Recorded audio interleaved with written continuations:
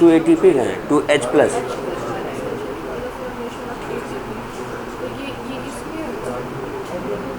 अगर एक ATP बनाना है कम से कम 2H+ पास होना चाहिए, तब जाके एक ATP की इक्विवेलेंट एनर्जी निकले। भाई और हायर टू लेवल ही तो जाता है। गरीब अमीर को पैसा नहीं देता, अमीर गरीब को पैसा देता है।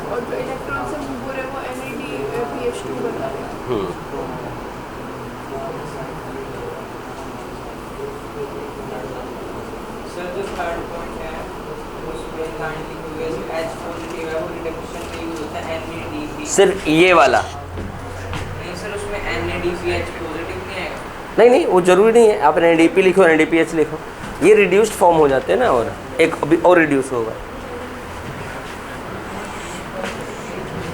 अरे केमिकल के नाम में बड़ा लोचा है।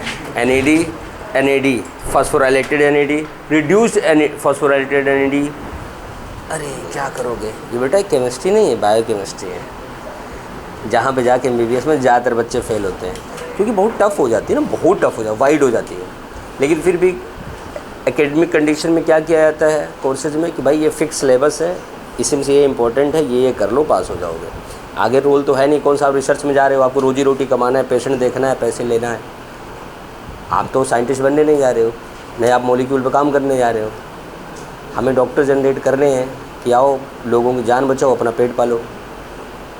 कौन सा आपको नया मॉलिक्यूल खोजना है? हम इंडियन होते ही इसीलिए हैं, पहले बाप की कमाई खाएं, फिर अपनी कमाई खाएं, फिर बुढ़ापे में बेटे की कमाई खाएं, और कुछ नया किया। इतनी डिस्कवरी है, क्यों नहीं फ्रिक्वेंटली इंडियन आते हैं?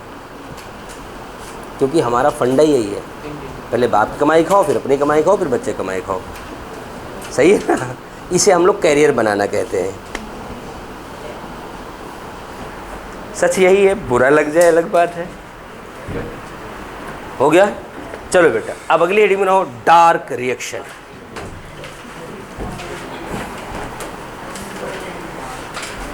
Dark reaction,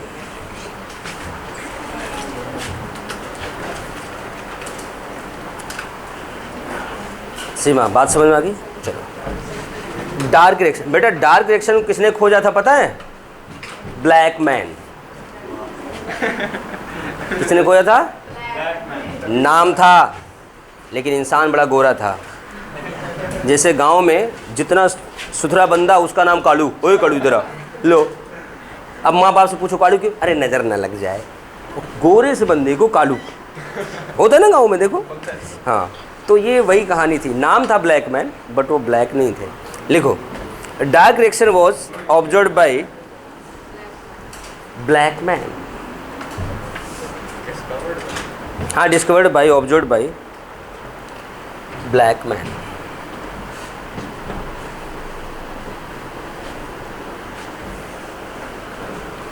dark reaction occurs in man. इतनी टेंशन ना लो, डबल एन भी कर दोगे तो उसका साइज बड़ा नहीं हो जाए, छोटा हो जाएगा, वो उतने रहेगा। लिखो, dark reaction occurs in stroma of chloroplast.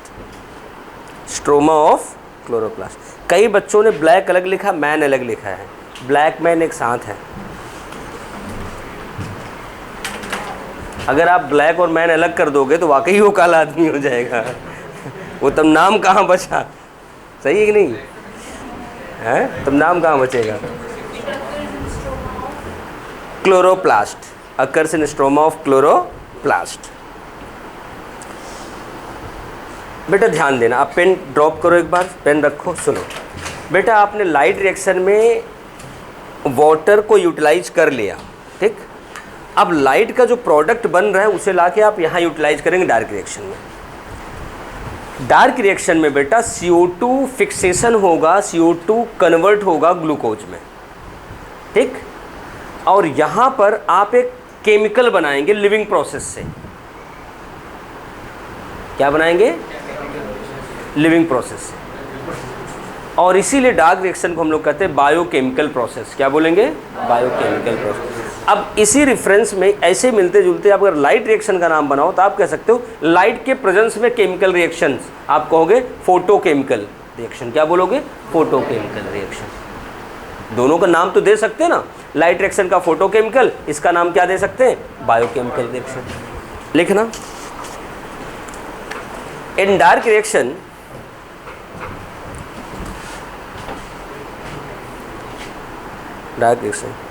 CO2 fixation occurs. बेटा आपने बचपन में पढ़ा होगा नाइट्रोजन फिक्सेशन, अब यहाँ CO2 फिक्सेशन है। CO2 fixation occurs and convert into, किसमें कन्वर्ट हो जाएगा? किसमें कन्वर्ट हो जाएगा? ग्लूकोज। कन्वर्ट इनटू ग्लूकोज, मतलब ऑर्गेनिक फूड बन जाएगा। हो गया? एक स्टार बना के लिखना, डार्क रिएक्शन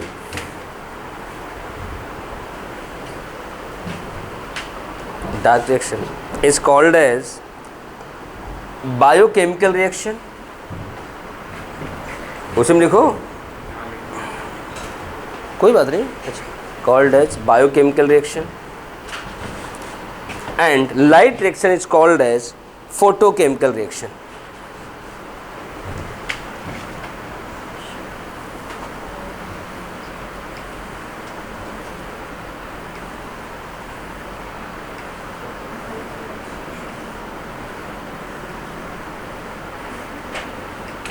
बेटा ध्यान देना, डार्क रिएक्शन इन्होंने खोजा कि डार्क रिएक्शन होती है जहाँ जिससे CO2 फिक्सेशन होता है, लेकिन CO2 से ग्लूकोज बनता कैसे है ये इनको नहीं पता था। ठीक, तो बाद में हम लोगों ने खोजा दो अलग अलग रास्ते ग्लूकोज बनने के, पहले एक आया फिर बाद में दूसरा आया। तो लाइन चाहिए लिखना, there are following two path for dark reaction। following two path for dark reaction। Book में लिखा मिलेगा 2 types of dark reaction। Types नहीं, 2 अलग अलग रास्ते हैं। 2 path of dark reaction for dark reaction। हो गया? पहला है बेटा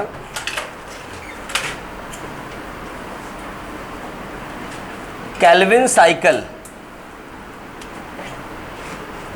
दूसरा है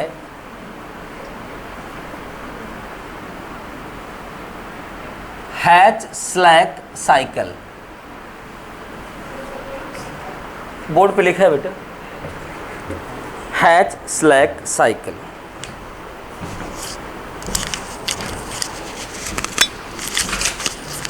हो गया? अब आप लोग हेडिंग बनाओ बेटा, केल्विन साइकिल।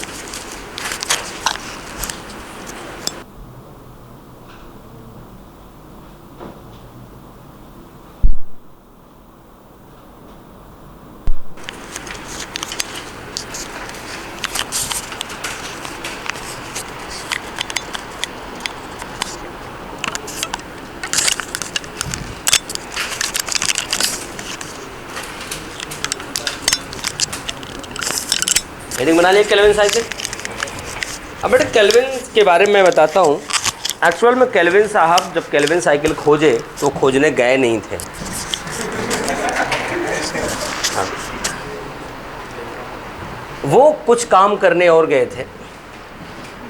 जैसे कई बच्चे हमारे पास आते हैं कि सर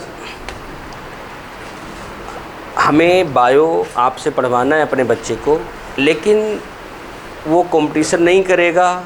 देखो कंट्रोवर्शियल, वो कंपटीशन बैच नहीं पढ़ेगा और आप स्कूल बैच पढ़ाते नहीं, ठीक, लेकिन वो कुछ दिन आपके यहाँ बैठेगा, पढ़ेगा, समझेगा। अगर उसको सेटल हुआ तो कंपटीशन में, हाँ, तो आते हैं हर साल 2-4 बच्चे आते हैं, वो आते हैं स्कूल बैच के लिए और बन जाते हैं डॉक्टर। वो पहले ट्रायल में आते हैं, ठीक। उसी तरह इनके साथ हादसा हुआ था। ये बड़े देखो, अच्छी नीयत के साथ जाओ तो सब कुछ अच्छा होता है। जब बेटा सेकेंड वर्ल्ड वार के दौरान अमेरिका जैसे धूर्त देश ने जापान के हिरोशिमा और नागासाकी पर 2 परमाणु विस्फोट किया था, याद है ना? उस दौरान वहाँ की लाइफ पूरी तरह से डैमेज हो गई। आज भी वहाँ के न्यूक्लियर रेडिएशन की वजह से बोन कैंसर, ब्लड कैंसर जैसी, और कईयों को तो जीन म्यूटेंट हो गए हैं, उनकी पीढ़ी की पीढ़ियाँ ख़राब हो गई हैं। तो इनकी नीयत में ये था, सोच में ये थी कि अगर हम वहाँ जो न्यूक्लियर रेडिएशन की एनर्जी है उस एनर्जी को हम और कहीं यूटिलाइज करें, डाइवर्ट कर दें, तो ह्यूमन पॉपुलेशन जो हमारी वो सेव की जा सकती है। इस अच्छी नीयत के साथ वो गए थे और बाद में उन्होंने हमें एक नई चीज़ दिया जिससे पूरी लाइफ जब तक ह्यूमन पॉपुलेशन रहेगी तब तक पढ़ेगी, समझ गए, और तब तक जानेगी इनके नाम। इनका पूरा नाम था Melvin Calvin, M Calvin. Melvin Calvin साहब ने सबसे पहले हमें बताया कि भाई यहाँ जब CO2 एंटर करती है क्लोरोप्लास्ट में तो यहाँ कार्बोहाइड्रेट निकलता है C6H12O6। इसका मतलब यहाँ से कोई न कोई कंपाउंड 5 कार्बन का मिलता होगा, सही है ना, 5 कार्बन का मिलता होगा। तो इन्होंने थोड़ा सा एक्सप्लेन किया, उन्होंने कहा नहीं, यहाँ पे होता क्या है कि हमें 2 कार्बन का मिलता है और यहाँ 3 कार्बन का मिल जाता है, 3 कार्बन वाला मल्टीप्लाई होकर ग्लूकोज बना देता है, मतलब। लेकिन बाद में पता चला कि ये चीज़ गलत है, ये चीज़ गलत है। एक्चुअल में यहाँ मल्टीप्लाई होने की ज़रूरत नहीं पड़ती, यहाँ 5 कार्बन का कंपाउंड होता है जो 3 कार्बन के 2 मॉलिक्यूल ऑलरेडी बना देता है, 3 कार्बन के 2 मॉलिक्यूल ऑलरेडी बना देता है। अब ये 5 और 1 6 मिलकर के जाके ग्लूकोज बनाते हैं। ये बात समझने में कितनी सरल है, बट ये बात इतनी सरल है नहीं। इन्होंने बाद में कई सालों बाद हमें एक्सप्लेन करके बताया कि CO2 का फिक्सेशन होता कैसे है। इन्होंने कहा CO2 के फिक्सेशन के लिए हमारे पास 3 स्टेप्स होते हैं, कार्बोक्सिलेशन, रिडक्शन एंड रीजनरेशन। इधर देखना, अब कोई कुछ नहीं करेगा, सिर्फ यहाँ बोर्ड पे देखना और बातें करोगे, तो ये मत बाद में कहना सर दोबारा बता दो, हम नहीं बताने वाले हैं, ठीक। इधर देखो होता क्या है। सबसे पहले यहाँ जैसे आप CO2 एंटर करवाते हो 1 कार्बन का, बात को समझना, यहाँ पे यह 1 कार्बन का CO2 रिसीव्ड बाय 5 कार्बन का कंपाउंड RUBP, जिसका पूरा नाम है राइबुलोज 1,5-बाइफॉस्फेट। क्या नाम है? राइबुलोज 1,5-बाइफॉस्फेट, राइबुलोज 1,5-बाइफॉस्फेट। ये 5 कार्बन के कंपाउंड का एक मॉलिक्यूल दोनों मिलेंगे। बेटा 5 और 1 कितना होता है? 6। लेकिन यहाँ जो प्रोडक्ट हमें मिलता है वो 3 कार्बन का मिलता है। कितने का मिलता है? 3 कार्बन का। अगर 6 को हम 3 के टुकड़े करें कितने टुकड़े मिलेंगे? 2। तो इसके एक मॉलिक्यूल से हमें मिल गए 2 मॉलिक्यूल। अब बेटा ध्यान देना, ये RUBP है, 5 कार्बन का है, राइबुलोज 1,5-बाइफॉस्फेट। नॉमेनक्लेचर कह रहा है कि इसके पहले और 5वें कार्बन पे फॉस्फेट लगा हुआ है। IUPAC ने में ही होगा ना भाई, 1 2 3 4 5, यहाँ भी फॉस्फेट, यहाँ भी फॉस्फेट। IUPAC ने भी यही कहा। IUPAC पढ़ा नहीं है? अच्छा, अभी नहीं पढ़ा है, पढ़ा है? इधर देखो, थोड़ा बहुत तो 9-10 में पढ़ा होगा। हाँ इधर देखो, तो इतना तो पता चला ना, पहले और 5वें कार्बन पे फॉस्फेट है। अब बेटा जब बीच से टूट गया तो हम दिखाई दे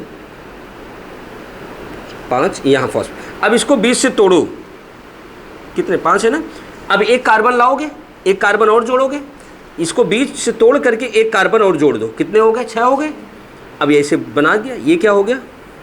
3 कार्बन के 1 मॉलिक्यूल, 3 कार्बन के 1 मॉलिक्यूल। यहाँ हो जाएगा 3PGA, 3-फॉस्फोग्लिसरिक एसिड। क्या बोलेंगे? 3-फॉस्फोग्लिसरिक एसिड हो गया। बेटा यहाँ हुआ क्या? CO2 अंदर हुई है। जब CO2 किसी भी रिएक्शन में पार्टिसिपेट करेगी उस प्रोसेस को क्या कहेंगे? कार्बोक्सिलेशन। क्या कहेंगे? आपकी केमिस्ट्री यही कहती है ना, मैं तो कहता नहीं। आप यही कहते हो कि हाँ भाई मैंने थोड़ी बनाया रूल। अगर CO2 जाएगा अंदर तो क्या कहेंगे? कार्बोक्सिलेशन। बाहर निकलेगा तो डीकार्बोक्सिलेशन। नहीं पता तो बोला क्यों नहीं? हाँ, डीकार्बोक्सिलेशन। अब सवाल है, ये रिएक्शन सीमा, कैटलाइज किसके द्वारा होगी, कौन सा कैटलिस्ट यूज होगा, यूज होगा बेटा रुबिस्को। क्या यूज होगा, रुबिस्को, RUBISCO। लिखावट देखो, बड़ा छोटा ना, वो जानबूझ के मैं लिखा हूं। इधर देखो, राइबोलोज 1,5 बाइफॉस्फेट कार्बोक्सिलेज ऑक्सीजनेज।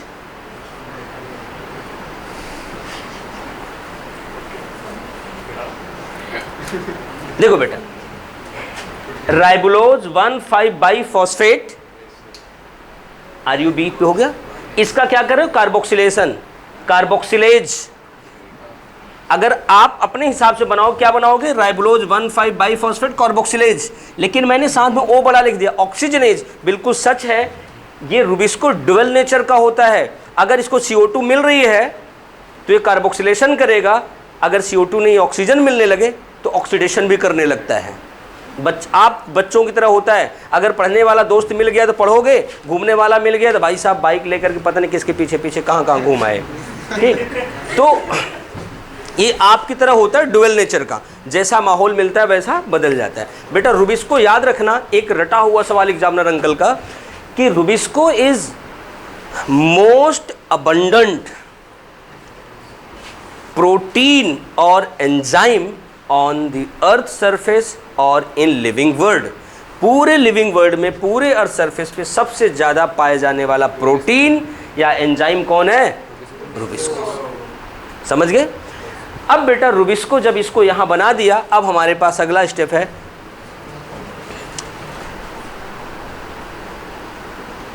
रिडक्शन। रौनक, अगला स्टेप क्या है, रिडक्शन। रिडक्शन के लिए हमें क्या चाहिए, हाइड्रोजन। क्या चाहिए, हाइड्रोजन।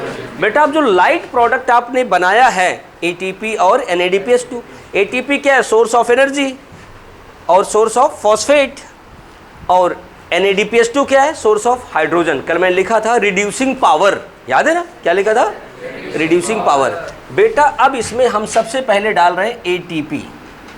यहाँ 2 मॉलिक्यूल है तो 2 ATP डालेंगे तो 2 ADP निकलेगा, प्लस दोनों मॉलिक्यूल के साथ फॉस्फेट घुस जाएगा। यहाँ जो फॉस्फेट घुसेगा हमें बना के देगा, पहले देखो, पहले तीसरे कार्बन पे फॉस्फेट था, अब यहाँ पहले पे भी आ गया, हो गया 1,3 डाई PGA, 1,3 डाई PGA। कुछ लोग लिखते हैं bi PGA, di PGA bi PGA बराबर होता है कार्बन डाइऑक्साइड कार्बन बाईऑक्साइड, बात वही है। ठीक है, ध्यान देना, di PGA di phosphoglyceric acid. अब बेटा ये भी 2 मॉलिक्यूल है, कार्बन 3 है, मॉलिक्यूल 2 है। कई बच्चों कम समझ में आएगा, टेंशन ना लो, कल दोबारा कराऊंगा तो आ जाएगा। अब 2 मॉलिक्यूल है, 3 कार्बन है। अब बेटा इसको हम रिड्यूस करेंगे, यहाँ डालेंगे NADPH2, NADPH2। अब 2 मॉलिक्यूल है तो 2 मॉलिक्यूल हमें चाहिए, यहाँ हो जाएगा 2 NADPH+, और यहाँ पर जब हाइड्रोजन मिल गया तो एक बात बताओ, मैंने कहा था हाइड्रोजन मतलब पावर, हाइड्रोजन मतलब पावर, और जिसके पास खूब सारा पावर हो जाए तो पागल हो जाता है। क्या हो जाता है, पागल। यहाँ बेटा हमारे पास बनेगा पग्गल। क्या बनेगा, पग्गल, मॉलिक्यूल का। ये पग्गल मतलब फॉस्फोग्लिसरल्डिहाइड। क्या बोलेंगे, फॉस्फोग्लिसरल्डिहाइड, पग्गल। हाँ, ये पग्गल हो गया फॉस्फोग्लिसरल्डिहाइड, इसके पास पावर ही पावर है। अब देखना बेटा, ये 3 कार्बन का है। अब कमाल की बात यहाँ है जहाँ गलती होती है बेटा, ये जो 3 कार्बन कंपाउंड है ना, अब ये क्या है, रिवर्स ग्लाइकोलाइसिस से यहाँ बनाएगा ग्लूकोज। ग्लूकोज मतलब C6H12O6, रिवर्स ग्लाइकोलाइसिस। ग्लाइकोलाइसिस होती है अगले चैप्टर में, उसके उल्टा। अब इतना आप जानो, PgAl से ग्लूकोज बनेगा। क्या बनेगा, ग्लूकोज। अगर अब उसके बाद इसी PgAl से हमें RUBP भी लेना है। अब गड़बड़ कहाँ मचती है, गड़बड़ बचती है, आप बताओ, यहाँ 2 मॉलिक्यूल है, 2 मॉलिक्यूल है, 3 कार्बन का, 3 दूना 6 हो गया, तो सीधे ग्लूकोज बना दो ना। अगर सीधे ग्लूकोज बना दोगे तो साइकिल कहाँ से कंप्लीट होगी, साइकिल तो नहीं कंप्लीट होगी। हमें साइकिल भी कंप्लीट करना है और इसे भी करना है। आप एक सीधा सा कंसेप्ट याद रखो, जो फोटोसिंथेसिस का रिएक्शन था उसमें आपने क्या पढ़ा, carbon dioxide change into glucose. सही है ना, बात सही है कि नहीं। इसका मतलब ग्लूकोज में जो कार्बन है वो कार्बन डाइऑक्साइड वाला कार्बन है, आरयूबीपी वाला नहीं है। बात को समझना जो मैं कहने चल रहा हूं, वरना आप अगर इसके स्लिप कर गया ना सारे सवाल गलत हो, सारे गलत हो जाएंगे। ग्लूकोज में जो कार्बन है किसका है? कार्बन डाइऑक्साइड का है। मतलब ग्लूकोज में जो कार्बन आएगा CO2 से आएगा। इसमें 6 कार्बन, तो हमें कितने CO2 चाहिए? 6। कितने चाहिए? 6। मतलब हमें यहां 6 बार इधर लाना है। अगर 6 बार लाना है, अब बात समझना, इधर देखो, दोनों मिलाकर के 6 मॉलिक्यूल 6 कार्बन है, तो एक इधर लाओ, 5 इधर ले जाओ, एक इधर ले आओ, 5 इधर। इसका मतलब 5 कार्बन का कंपाउंड हमें यहां मिल जाएगा, RUMP। 5 कार्बन, 5 कार्बन इधर, एक कार्बन इधर, हो गया। अब बात को समझना, अब क्लियर करने चलो। एक साइकिल जैसे कंप्लीट हुई, एक कार्बन इधर, 5 कार्बन इधर, अब 5 कार्बन इसको पूरा हो गया। इसको 5 कार्बन का ही तो था। अब यहां पे RUMP है, ATP दे दो, RUBP बन जाएगा, क्योंकि फॉस्फेट लग जाएगा। बेटा अब ध्यान देना, एक इधर 5 इधर, साइकिल पूरी हो गई, एक इधर 5 इधर, साइकिल पूरी हो गई। अब 6 बार ले जाओ, 6 बार ले जाओगे तो आपके पास 6 कार्बन ग्लूकोज तैयार हो गया, और हर 6 बार आपकी 5 कार्बन की इधर आ गई, और साइकिल हर बार कंप्लीट हो रही कि नहीं। बेटा ध्यान देना, एग्जामिनर अंकल पूछेंगे कि एक ग्लूकोज बनाने के लिए कितने ATP और कितने NADPH2 लगेंगे। आपको घबराने की जरूरत नहीं है। क्यों? एक ग्लूकोज 6 साइकिल में बनता है, तो एक ग्लूकोज कितने साइकिल बनता है? 6। तो आपके पास 2 1 3 ATP लगा है, तो 6 3 18 ATP और 2 NADPH2 लगा है, 6 दूनी 12 NADPH2। समझ गई? लक्ष्य का नहीं समझे।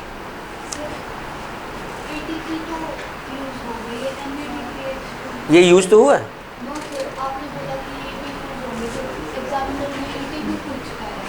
ATP NADPH2 दोनों पूछेगा ना, अगर उसकी मर्जी ये पूछे ना पूछे, हम कौन बताने वाले कि भैया आप ये पूछो। अगर मेरे कहने से पूछता, मैं पूरे साल में 90 सवाल लिखा देता और उसको फ़ोन कर देता, भाई यही 90 पूछियो, हमारे सारे बच्चे टॉप कर जाए। सही है कि नहीं? तो वो अपने हिसाब से पूछेगा ना। ATP पूछ सकता है, NADPH। बेटा इधर सुनो सारे बच्चे फिर से, जिनको नहीं समझ में आया। देखो कई बच्चों का प्रोसेसर भी पुराना है, अपडेट हो जाएगा धीरे धीरे।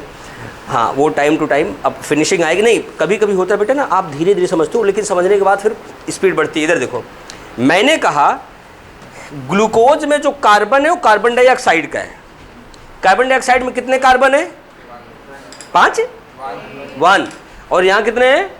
6। तो मतलब यहाँ कितने CO2 आने चाहिए? 6 आने चाहिए। मतलब इसको 6 बार यहाँ आना पड़ेगा, 6 बार आना पड़ेगा। तो यहाँ एक बार में 6 कार्बन आता है, तो हमें सिर्फ एक ही तो लेना है ना CO2 वाला। एक लेते रहो, 5 इधर देते रहो, एक लेते रहो, 5 इधर देते रहो, साइकिल पूरी होती रहेगी। ऐसे 6 बार कर दो। 6 बार कर दिया तो एक बार में 3 ATP, तो 6 बार में 18, एक बार में 2 NADPH2, तो 6 बार में 12, हो गया कम।